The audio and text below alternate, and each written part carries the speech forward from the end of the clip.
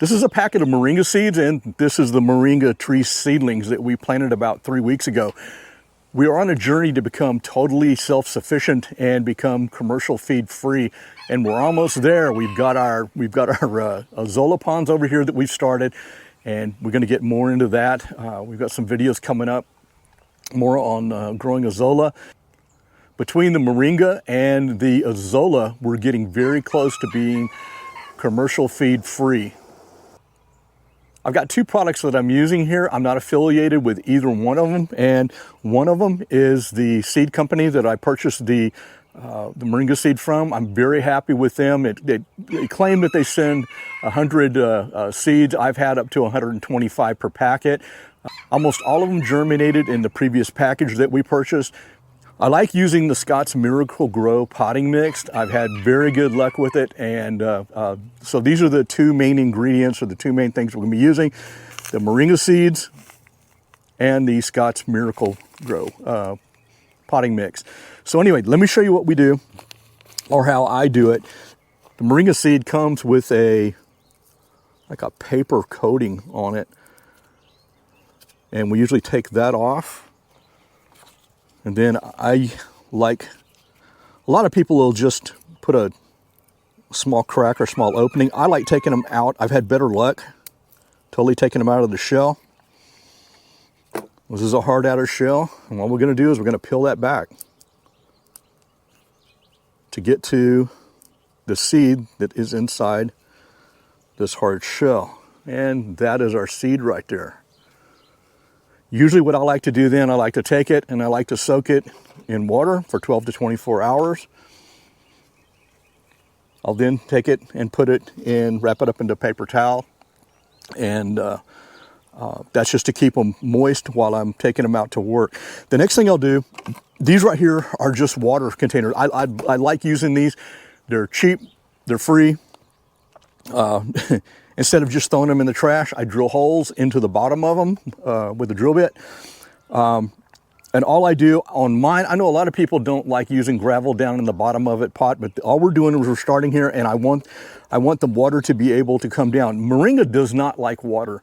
In fact, the roots will rot if it stays in too much moisture too long. So I like putting several holes in the bottom of the container, whatever I'm using, and then I'll go ahead and I'll put rock into the bottom. If it's a larger container like this,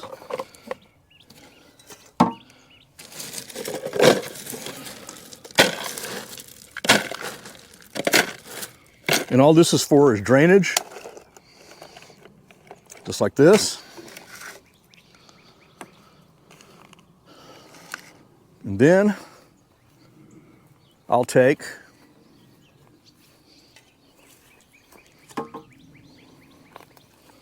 a few handfuls of the Miracle Grow.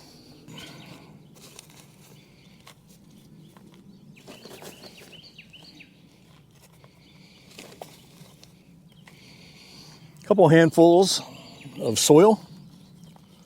And the only reason I put the soil in here, these are going to go, little trees are going to go back into this type of soil, and I just don't use 100% of the potting soil. I just found that this helps. They grow a little bit better, or they start out a little bit better. What I'll do next is I'll take this soil and just shake it over into my container.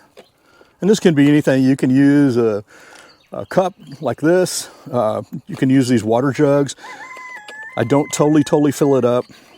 Leave just a little bit of room right there, because what I'm going to do is I'm going to set my seed, and I'm going to place a seed right on top. And I'll do that in every one of these containers.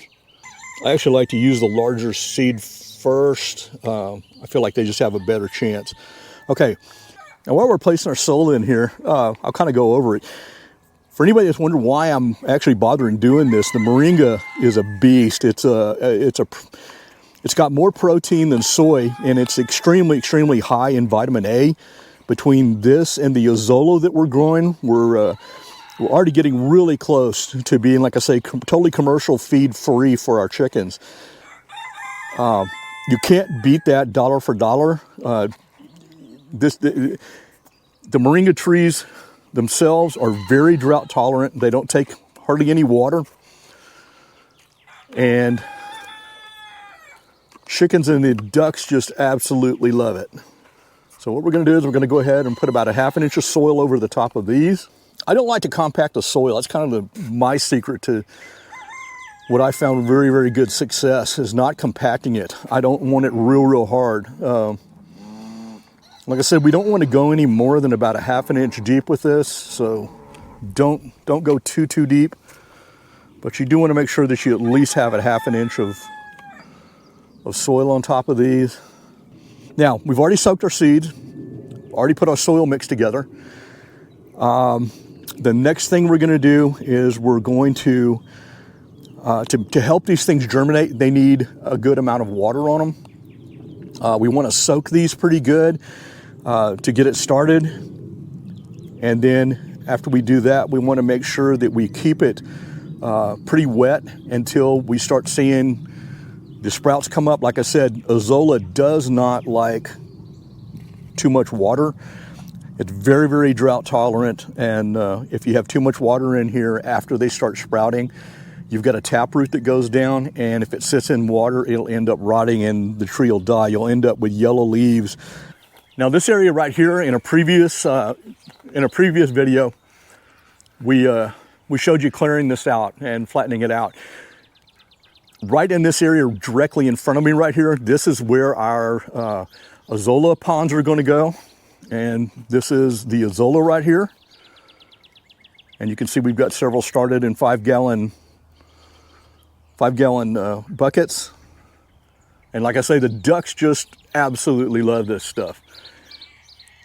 So anyway, what we're going to do here, we're going to place a tarp down, and then we're going to put some play pools down in here, 6-foot round play pools, and then we're going to plant our moringa trees around this.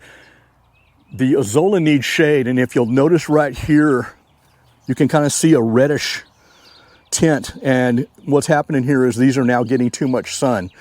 The sun has shifted. It was further south, and now we're getting it more overhead, and we're getting too much sun in here, so this needs shade. So we're going to put some moringa trees right in this area right here so that we get shade on our azolla ponds, which is going to help them out.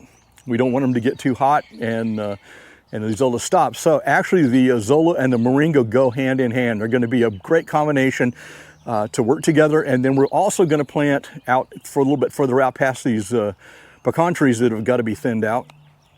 We're going to plant more of the moringa out in that area and leave enough space so that we can run the mower in there and keep that all cut. So that's the plan here. Okay, I've got several more seed here that I've got to plant, and what I'm going to do is I'm going to go ahead and get them tucked away in their beds, and I'm going to keep you posted. We'll come back from time to time and do a short video, and we'll show you where we are, and when these seeds start coming up and looking like this right here, then we'll start thinking about going ahead and putting them in the ground. Once they get about 6 inches tall is when you want to go ahead and plant them. And like I say, the cattle love these. You can feed these to cows. You can feed them to goats, the ducks, the chickens, and actually you can eat these leaves yourself. They're very, very good for you. You just can't beat it. I don't think there's any other tree that you can have that does and has the properties of what the moringa trees do.